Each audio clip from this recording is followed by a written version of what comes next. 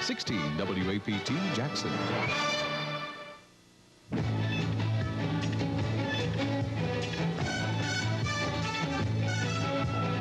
The news, live at 6 on WAPT. Good evening. Our top story comes from Greenwood, Mississippi. Former U.S. Senator James O. Eastland is hospitalized there in critical condition. He was admitted Sunday to the Greenwood-LaFleur County Hospital suffering from multiple medical problems, but a spokesman would not release any details. Eastland was taken to the hospital from his Doddsville home and remains in the intensive care unit. Eastland's wife, Elizabeth, will only say that her husband is suffering from several health problems. James Eastland first went to Congress in 1941 when he was appointed by then Governor Paul B. Johnson Sr. to fill a vacancy caused by the death of Senator Pat Harrison. Eastland's first elected term began in November of 1942, and he served until he retired in 1978. He was then senior senator with 36 years of continuous service. The Reagan administration's trickle-down effect has finally made its way to the city of Jackson. It is in the form of budget cuts and layoffs for over 100 city employees. Rudy Koski reports. 117 city employees are losing their jobs. Some of these men at the Department of Public Works and other city employees will be on the streets of Jackson looking for new jobs by April 1st. The loss of federal revenue sharing money, increasing utility bills, and the fear of Grand Rudman are forcing Mayor Dell Danks to call for the layoffs and budget cuts. I'm in favor of balancing the federal deficit, but let's do it in a reasonable way and within a reasonable time period and not let the people at the local level suffer to the extent that they're going to. Danks and department heads say they will do everything possible to make sure there are no cuts to essential services to the people of Jackson. They will not discontinue. I've got detectives over there. We've got police officers everywhere in that police department and other areas that we will maintain the level of service in the street first priority. The departments of Public Works and Public Safety are the hardest hit. Both have almost 50 employees laid off. Public Safety Director Jim Black says only civilian jobs are affected. Firefighters and patrolmen are not included. The Department of Human and Cultural Services will lay off 17 employees, and administration will lose 6. The layoff of the 117 will affect 5% of the city's employees. The financial crisis for Jackson doesn't end here. At the beginning of the fiscal year for the federal government, city officials expect to lose funding for daycares and many other social service programs, which they say will either have to be drastically cut or eliminated. Rudy Koski, 16 WAPT. Budget cuts may be something new on the city level, but it's a current topic statewide. Governor Bill Elaine has called a meeting that could prove to be one of the most important in recent state history, and it's about Mississippi's financial crisis. Elaine today sent a letter to legislative leaders asking them to meet with him to talk about the problem. But I'm not going to sit down and try to cut another $81 million out of just 19% of the budget, which is much of it's law enforcement, it's services we owe the people of this state, unless they are willing to come in and sit down and talk about the whole 100% of the budget, excluding, of course, those particular appropriations which they've already funded, which is to education and to programs of that nature. But I wanted to look at a whole ball of wax and not just look at 19% of the budget. Elaine also plans to meet with the directors of the larger state agencies tomorrow to find out how they will be able to cope with the cut for fiscal 87. That's a cut of $81 million. The total cut for next year is more than $100 million. The priorities have now been set for how $25 million in proposed school bond money will be distributed among Jackson Public Schools. Today, the Jackson City School Board unanimously adopted the Jackson Public School Community Council's recommendations for the $25 million bond referendum. Topping the priorities are fire alarm systems for many of the schools. School board and council members say the safety of the children is the most important. All of the buildings that were in let's say in better conditions 22 years ago are certainly in worse conditions now. And so this bond issue is very essential to the safety, the comfort, and to create a better educational environment for the kids in the Jackson Public School system. The money would also go for construction of a new junior high school and renovations to existing buildings. The bond issue will be on the same ballot as the city's $38 million bond referendum. The date for that has not yet been set. It will take a 60% majority for the issue to pass.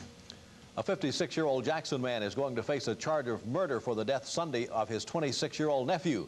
There had apparently been an argument between Ray Edward Crumley and his uncle Hezekiah Crumley at the intersection of Overstreet Way and Sullen Street. Both men apparently pulled guns and shot one another. Ray Crumley was killed, his uncle hospitalized in satisfactory condition with a gunshot wound in his neck. The elder Crumbly faces a murder charge for the incident. A bystander was also injured during the shooting. 30-year-old Robert Rivers was struck with a bullet and is hospitalized in stable condition with a wound in his right side. The mother of an Army private killed in the December plane crash in Newfoundland is still waiting news that her son's body has been identified. Private David Chris Staten was on his way home from the Middle East when the DC-8 crashed and killed 248 soldiers. So far, Eloise Newsell of Pontotoc has not heard anything yet. 174 bodies have been identified.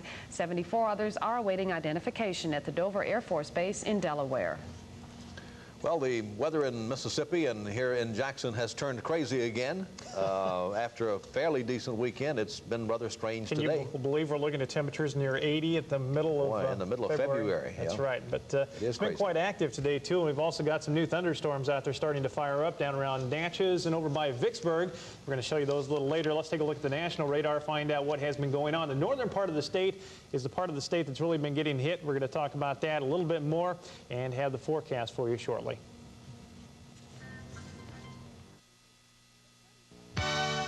We roll back the cost of living at Walmart. You did? Yes, inflation's gone at Walmart. We're continuing to roll back prices all over the store on the items you use every day. That's great. This Samsung microwave oven was $99 last year. Now it's rolled back to just $89 every day. And Miro's 12-inch Silverstone saute was $8.94. Now it's only $6.96 every day. At Walmart, we've stopped inflation in its tracks. And we've rolled back prices to save you even more. These are not sale prices. They're the prices you'll find every day. Manufacturing costs have gone down on many items. And instead of taking the profit, we're giving you the savings you deserve. We're passing the lower prices on to you so you can live better for less. A whole lot less. Thanks, Walmart. That's real savings. That's the Walmart way.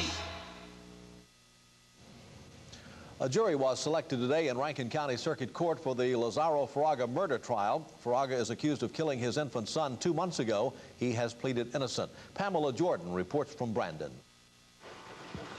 Lazaro Fraga is accused of brutally killing his 2-month-old son by repeatedly slamming him on the pavement near Pulahatchie while traveling eastbound on Interstate 20 from Texas to Florida.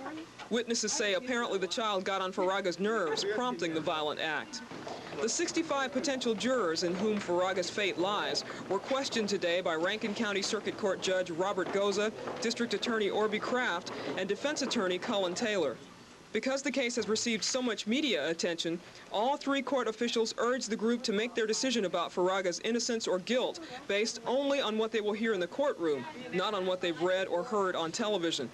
Defense Attorney Cullen Taylor told reporters that selecting jurors who knew nothing about the case would have been impossible, and that there's no place in the state where people haven't heard something about the trial. Because of his limited knowledge of English, Fraga will have a Spanish interpreter throughout the trial, which is expected to last at least 2 days. The jury will be sequestered the entire time. Pamela Jordan, 16 WAPT.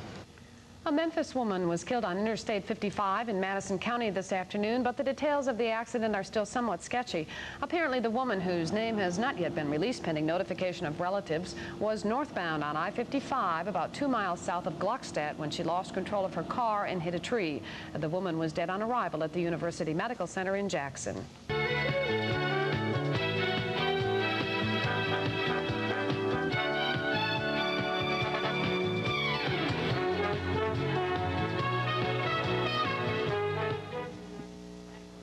Right now at Heron Gear Chevrolet, buy this beautiful new full-size Caprice for only $189 per month. That's right, only $189 a month for this new full-size Caprice. We have over 100 Caprices in stock, and the selection has never been better. So if you're looking for a full-size car with over 23 miles per gallon on the highway, see us today. That's Heron Gear Chevrolet, and we'll not knowingly be undersold by any dealer, any place, at any time. She seems like such a nice, quiet girl. But what goes on behind those lonely eyes? What whispers in her mind to fill her with such hopelessness that her schoolwork fails? She shuts out her friends, withdraws from her family. Her withdrawal is her silent cry for help. Riverside Hospital can help. Call toll-free 1-800-962-2180. We have treatment programs and professionals dedicated to helping young people. The violence of war tears through Europe, and Danielle Steele's best-selling story of love and honor during the darkest days of World War II. Crossings, a special ABC presentation with Cheryl Ladd, Lee Horsley, Christopher Plummer, Jane Seymour, and an international all-star cast. Torrid love affairs and espionage meet at the Crossings. Join us for Crossing Sunday on 16 WAPT. That Lee Horsley, he's tough, isn't he? All right, let's talk about the weather just for a minute. I guess there's a lot to talk about tonight. This has been a pretty good way to start off the week here in Jackson. In some other parts of the state, it has not been quite that big. It's been a big day weather-wise, but for some other reasons. We're going to take a look at that in a second. First of all, let's take a look at our statistics for today. We made it up to 79 degrees, only missing that record high by a couple degrees. That was 81 back in 1927. Our normal is sitting at 61 right now, so we're well above that. 65 the low this morning. That looks like more like one of our highs for the day, but that was our low this morning. Normal low being 37 and a record low is 15. That's set back in 1900. Now outside at the present time, we're still looking at temperatures above the 70-degree mark as we look at a picture of winter in Washington in the background. There's 71 in the city right now, 72 at the airport. 63 is our dew point temperature, humidity sitting at 73%. Current barometer is about 29.74, holding steady. Winds continue out of the south at about 13, and we've had 1/100th of an inch of precipitation here in Jackson. Now, the radar tonight, this is the updated picture about, right above my head there, 13 minutes after the hour. And we have had some redevelopment now out to the west. I'll talk about that a little more in just a second. Most of the activity today was across the northern third of the state and earlier down in the southeast. And in fact, quite a bit of the thunderstorm activity to the north did see some kind of hail activity associated with it. In fact, we still have a thunderstorm watch out for about the northern third of the state until about 8 o'clock tonight, and that stretches back into Alabama and Tennessee. We saw some golf ball size hail about 10 miles south of Louisville this afternoon, and also up near Tunica in the eastern part of Tunica County. There was a tornado on the ground, and that headed over into Tate County. We have no more information on that. Now, what you're looking at right here is a newly formed line of thunder showers and thunderstorms, but the heavier ones are flashing there for you now. The line continues moving east. Most of the thunderstorms within this line are moving to the northeast at about 35 miles an hour, and we're having to change the forecast just a little bit. As you can see around the Vicksburg area, down around Natchez, and stretching back up into just north of the Jackson area. And as I mentioned, that line is starting to head this way. Temperatures today generally in the 70s, with the 60s down on the coast. Now, quick look at the picture from tonight.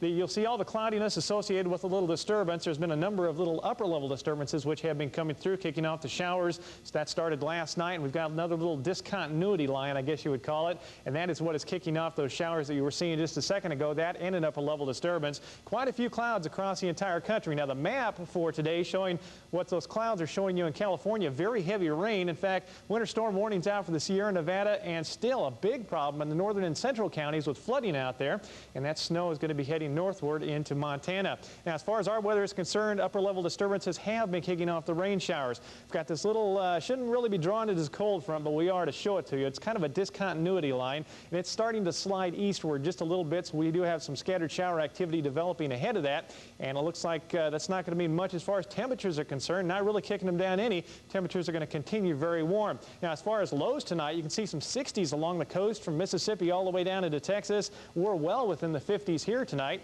with the coldest temperatures being up across the far northern plains, where they're going to see very cold temperatures tonight. Let's take a look at the forecast for here.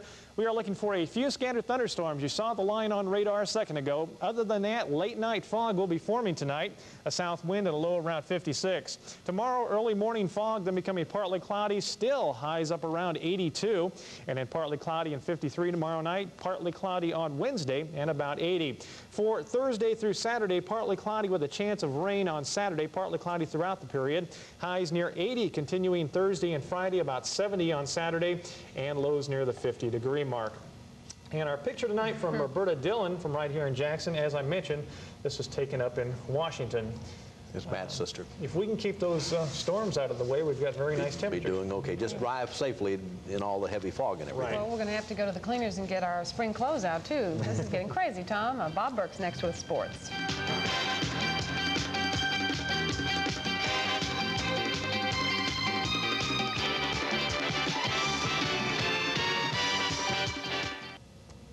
saw there's a big game on tap tonight, huh? That's right, and a very crucial one for the Jackson State Tigers. The Jackson State Tigers have fallen into a three-way tie for first place in the SWAC, but that tie won't last for very long. The Tigers lost to Alcorn Saturday night, while Southern beat Alabama State. And the action continues tonight at Jackson State when the Jaguars come to town. Now, JSU, Alcorn, and Southern all have 8-2 records in the SWAC, while Mississippi Valley is 2 games back. But one team will drop out of the first-place tie after tonight's game. Southern beat Jackson State earlier in the season, but this time Coach Paul Covington is hoping for a different outcome. Well, hopefully we'll play a lot better. We started good and then faded fast, I guess is the best way to put it. They are an experienced team, and they got, what, 4 or 5 seniors on that team, so they know what they're doing. And we've got to be about our business, and we've got to know what we're doing and do it with a lot more consistency, I think, is the thing. Following tonight's game, the Tigers go on the road for the rest of the regular season. They have to play at Grambling, Mississippi Valley, and Alabama State. North Carolina is once again the top team in this week's AP College Basketball Poll. The Tar Heels received all 62 first-place votes, and that makes it unanimous. The next 4 teams are also the same. Duke second, followed by Kansas, Memphis State, and Georgia Tech. Now, St. John's is number 6, followed by Michigan, Kentucky, Syracuse, and Oklahoma. Nevada, Las Vegas drops from 6th to 11th, while Bradley is number 12. Then we have Georgetown, Notre Dame, and Indiana. Rounding out this week's poll are Louisville, Navy, Virginia Tech, Michigan State, and North Carolina State. Incidentally, number 16 Louisville is hosting the Southern Mississippi Golden Eagles in a Metro Conference game tonight. The Ole Miss Rebels have signed Drew running back Ed Thigpen to a national letter of intent. Thigpen, who is considered one of the top offensive players in the state, ran for 2,185 yards and averaged 8.7 yards per carry. He also scored 26 touchdowns to lead Drew to a 10-1 record in the Class 2A playoffs. The Thigpen signing brings Ole Miss's recruit total to 31 for the season.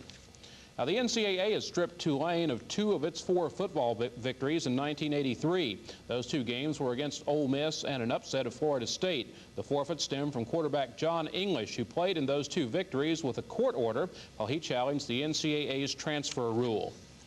The Georgia Boxing Commission entered a ruling in the Tim Witherspoon case today. The group has imposed a 1-year probation against the WBA heavyweight champion and fined him $500. Witherspoon took the title from Tony Tubbs last month, but a post-fight urine test showed that Witherspoon had used marijuana before the fight. Livingston Bramble retained his WBA light heavyweight title yesterday in Reno, but he had a tough time of it. We'll pick it up in the 13th round. The man looking like a punching bag is Tyrone Crowley, and having a very rough time of it here as he goes into the ropes and down, and down. And after he goes down, though, the referee comes over and he says, I was only leading with my chin to try to fool him and lure him in, and the guy says, okay, let's fight some more. So we come back out, and it doesn't take very long, and Tyrone Crowley is history, and Livingston Bramble has his title. In white trunks, here is Carl the Truth Williams. He does that real well. And he's fighting Mike Weaver, who is the former WBA heavyweight champion, on the comeback trail. He's down again, and that's a fight. Now watch him as he goes around the ring. They say Weaver may also have a career even as a gymnast. He does very well at that, doesn't he? Yes. Tough fight, wow. Yeah, big day yesterday for boxing. We got Crime Stoppers coming up next.